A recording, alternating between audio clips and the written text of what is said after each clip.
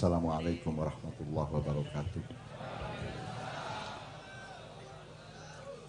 Langsung sinau, nanti Pak Muzamil akan saya minta untuk menjelaskan asbabun nuzul dan peta konteks atau ilat dari ayat Allah untuk menjustifikasi kemenangan di Mekah setelah hijrah di Madinah sekitar 13 tahun. Pak Muzamil. A'udzubillahi minasyaitonirrajim. Bismillahirrahmanirrahim. Inna fatahna laka fatham mubina liyaghfira lakallahu ma taqaddama min dzambika wa ma ta'akhkhar wa yutimma ni'matahu 'alaika wa yahdiyaka siratan mustaqima wa yansurakallahu nasran aziza. Shadaqallahul azim.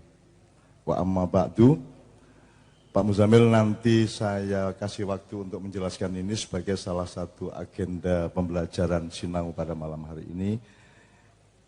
Pertama ini, kimang indal kiam bareng-bareng, kimang nek rodok tambah dawa didik meneh kok aku mesti ngerasa ternyata Muhammad sallallahu alaihi wasallam aku kata iki. Suwe-suwe iso GR aku. Padahal nek tak delok-delok wis asorku gak karu-karuan nek dibanding Kanjeng Nabi iku. Wong saiki gak gumun karo Kanjeng Nabi mergo ngarane ancene Nabi, wis mesti tepake lak ngono. Aja ndelok Kanjeng Nabi teko Nabi. Ndelok Kanjeng Nabi teko awakmu. Cek roh adohe, cek roh dukure Kanjeng Nabi, cek roh mulyane Kanjeng Nabi. Nek gak dibandingno karo awake dhewe ya gak iso. Nek kon kepengin ngrasakno gula ya teko pahit. Nek kon teko gula berdirine, berpijake ya gak krasa legi. Wong anjane wis berpijak pada rasa manis, tapi kalau kita berpijaknya pada rasa pahit, maka manis itu menjadi rezeki yang luar biasa. Kon iso ngrasakno sehat teko loro ya ta gak. Nek kon gak tau loro, gak ero sehat iku ya apa. Ya.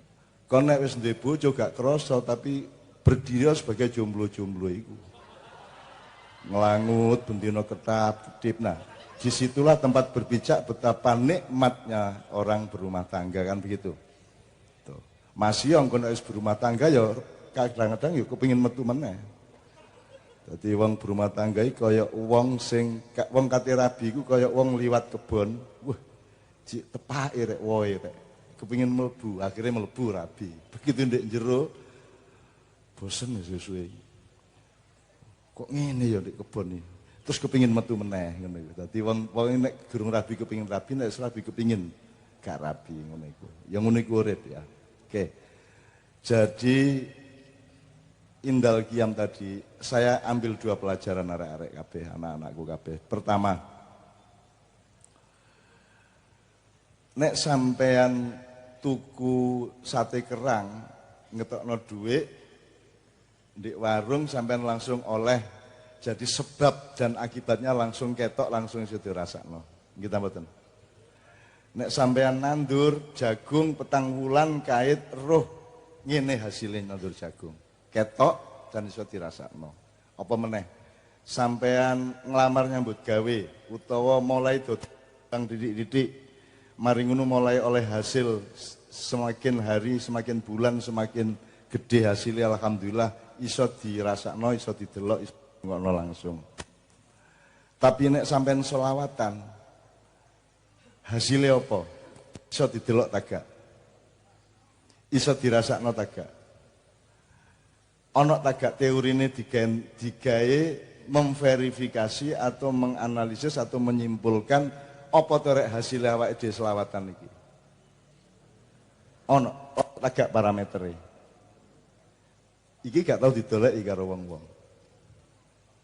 Maka kita harus meningkatkan ilmu kita. Jadi nek kon selawatan itu ada hasil yang lebih komprehensif yang tidak tentu kita bisa lihat kecuali kita menggunakan ilmu yang selengkap mungkin.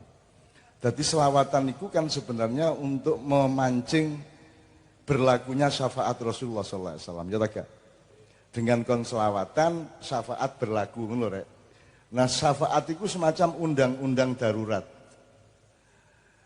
Jane awakmu iku dosane akeh mlebu neraka tapi mergo awakmu iku jek gelem selawatan tresno Kanjeng Nabi Gusti Allah terus akhirnya sayang karo awakmu gak wis tak lebokno surga ae sakno arek-arek. Itu berarti ada undang-undang darurat kudune mlebu neraka iso mlebu swarga. Sebaliknya kudune mlebu swarga malah mlebu neraka. Nek selawatanmu ana faktor-faktor sing tidak kompatibel dengan hubunganmu secara batin dengan Rasulullah sallallahu alaihi wasallam.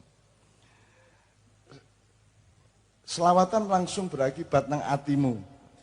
Tapi mungkin akibatnya dalam hidupmu, pendapatanmu lah gak iso diukur. Nek kon sering selawatan, pendapatan nafkahmu kira-kira mundak tamudun gak iso ngukur kon. Negara iki aman, tidak ada yang bisa memastikan bahwa amannya negara ini salah satu sumbangannya adalah karena semakin banyak orang berselawat. Gimana caranya tahu? Nek awakmu gak duwe ilmune, apa meneh di UNER gak ono ilmu ngono iku. ITS tambah nemen gak ono. Tidak ada parameternya, tidak ada metodologinya, dan tidak ada perangkatnya untuk melihat yang mana ini hasilnya selawatan. Padahal urip itu 99% berada di luar pengetahuanmu. Kon bal-balannya masih wis nyetel 334 misalnya, atau 433 ya. Sing kok setel iku netok. Tapi melakune bal gak iso kok setel ya tak. Mari kok saduk rodok meleset didik, moro-moro terus kepeksa diimbal norono, dibalik norono, awakmu gak iso mengontrol jalannya bola. Kan gitu. Artinya hidup ini tidak bisa Anda kontrol, Anda tidak tahu persis hidup ini sebenarnya. Maka kita bergantung kepada Allah, dan salah satu cara kita bergantung kepada Allah adalah dengan dekat-dekat terus dengan Kanjeng Nabi Muhammad SAW. Itu cara yang paling efektif, shortcut. Apa jenenge shortcut itu rek? Shortcut itu jalan pintas, jalan tol. Pak Muzamil tolong perhatikan nanti ditambah ya. Lho gak apa-apa anjane tugase iki sing duwe kitab sing temenan roh iku Pak Muzamil, aku iki mek anu rek, mek ngasak lah. Nek beliau kan panen temenan gitu. Aku iki ngasak. Jadi ini sejajar, kalau ilmunya ya sejajar sama Ustadz Abdul Samad lah. Andaikan dia orang Arab, dia sudah Habib Muzamil itu. Tapi mergo Madura ya gak cocok lah Habib ini. Paling Lora gitu. Lora Zamil itu. Wis gak apa-apa, tapi gak penting kok rek. Gak penting kabeh iku, sing penting iku adalah apa? Apa sing Gusti Allah seneng dari kelakuanmu mek iku tok. Nah nanti ini ilmu kedua nanti, tapi tak tuntas mesti. Jadi ayo sinau niteni uripmu. Nek selawatanmu kok tambah, apa sing berubah di uripmu? Juga secara sosial. Secara sosial. Karena hidup saya itu, saya bukan ahlus sholawat. Ketika saya keliling sama Kiai Kanjeng melakukan yang kita sebut gerakan sholawat. Jadi gerakan sholawat itu, saya Kiai Kanjeng keliling tentean, tanpa uang, tanpa biaya, tanpa sponsor. Temenan, dan biar gak ono wong sholawatan umum ngene gak ono ndek musala-musala tok, ndek langgar-langgar tok. Saiki wis kabeh melok kabeh. Angger ono presiden mesti nggawe majelis sholawat saiki. Gitu. Nah, aku padahal gak iso sholawatan, aku iso mek tolak al-badru karo sholatul salamullah mek loro iku tok. Gak iso aku. Blas gak iso, dan saya bukan ahli sholawat. Mergo gak ono sing nglakoni ya tak lakoni kan gitu. Dan itu saya lakukan karena kekecewaan saya terhadap reformasi, sehingga Pak Harto turun. Hari kedua Pak Harto turun, saya tidak lagi ikut-ikut seluruh situasi di elit politik sana. Saya langsung keliling pertama ke Kampung Cipinang, selawatan pertama. Kemudian ke daerah Cengkareng, kemudian ke Sunter, ke Penjaringan di daerah Tanjung Priok, daerah Jakarta Utara. Itu keliling ngene iki, kepethuk wong kampung selawatan masih mek wong 30, wong 40. Ya kaya wong gendeng lapo meneng-menengi selawatan iki. Dan selawatane mek loro iku diwolak-walik iku. Loro iku gak ero aku. Lho anuk siji tapi temenan timbangane lha ngono. Anuk rabi bojo siji tapi temenan olehmu mencintai. Timbangane papat kok etrek-etrek. Nggih ta mboten? Bapak wong ancun iso nek didik ya aku tak belani sing didik ngono ae bapak. Gitu ya. Jadi tolong mulai sekarang dieling-eling Pak ini ada Pak Dan Ramil, ada Pak Kapolsek, saya ada Pak Camat ya. Saya kira saya ini sama Kiai Kanjeng itu hampir tiap malam loh ketemu sama Pak Camat, Pak Lurah, Pak Kapolsek, Pak Dan Ramil hampir tiap malam di beribu-ribu tempat. Malam hari ini ke 3.877. 3.877 saya. Jadi nek ndelok Pak Kapolsek, ndelok Pak Camat, kan ada banyak ibarat panganan iki ya ana kecambahe, ana uyahe ngono ya. Jadi kalau Pak Polisi itu ada faktor di mana beliau bertugas mengamankan masyarakat. Ada faktor di mana beliau adalah seorang kepala rumah tangga. Ada faktor di mana beliau adalah seorang hamba Allah. Ada faktor di mana beliau juga ingin punya nafkah yang mencukupi anak istrinya. Nah, faktor ini kemudian berubah-ubah sesuai dengan pangkatnya. Polisi nek jendik nisor ngene iki, faktor religiusnya sangat tinggi. Tambah mendukur, tambah ndek, tambah susun. Nek Kapolri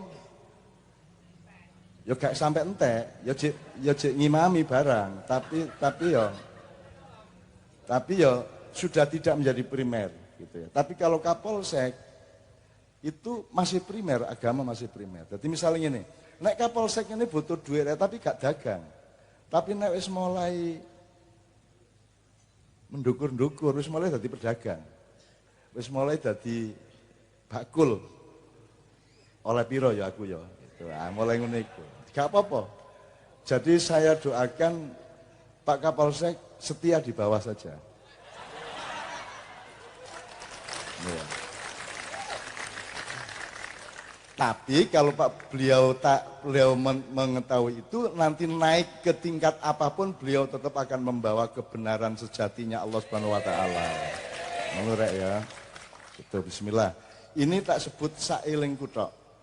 Jadi pokoknya intinya pelajaran yang pertama adalah tidak hanya kalkulasi ekonomi dan politik yang berlaku dalam hidup, tapi ada kalkulasi-kalkulasi lain yang mungkin Anda tidak tahu. Dan saya ini hidup dalam kalkulasi yang lain itu selama hidup saya. Nek kon ndelok uripku kan gak masuk akal kabeh, gak jelas nyambut gawene opo. Rabi kok ya wani-wanine karo artis. Ku digawe tuku lipstike piro ya. Ya toh? Gak masuk akal, mulane aku harus kawin lari, mergo gak mungkin ono bapak ngijinno anake ayu, artis, sugih, dirabi, seniman, korak, gak cetha pendapatannya. Ya toh? Nah, jadi saya tahu diri. Maka saya mencoba membuktikan bahwa jangan dipikir hidup itu hanya seperti yang ada dalam hitunganmu. Ada muhasabah yang lain, ada dimensi-dimensi yang lain. Dan kalau Anda rajin bersolawat, rajin wiritan, rajin beribadah, rajin di jero hatimu, Allah Kanjeng Nabi terus menerus, insya Allah kamu akan menjumpai perhitungan yang lain yang orang-orang di sekitar Anda tidak mengetahuinya. Ngerti ya? Moro-moro kan lho, iki kudune kelindes gak kelindes. Moro-moro kudune iki ditagih utang dina iki kok wonge gak nagih ya. Lumayan toh oleh syafaat titik. Ya gak sampai lali, cuman ono waktu lah menunda nyauri gitu. Gitu ya, dan seterusnya. Ada banyak sekali contoh, itu pelajaran yang pertama. Yang kedua gini Pak Muzamil. Ketika Tola al-Badru alaina dilantunkan pertama itu kan kita nggak tahu tangan siapa. Itu kan anonim atau NN ya. NN ya. Nonim. Iya, itu refleksnya orang Madinah. Iya, tapi kan pasti dari satu orang atau beberapa orang, tapi kan kita nggak tahu. Pokoknya Rasulullah hijrah dari Mekah ke Madinah disambut beratus-ratus orang, mungkin beribu-ribu orang, membawakan To'al Badru alaina ya, telah terbit rembulan atas kita yang muncul di antara dua bukit. Kita wajib bersyukur karena kita telah didatangi oleh orang yang dipanggil kepada orang yang memanggil lah, kira-kira gitu. Terus mari ngono apa meneh?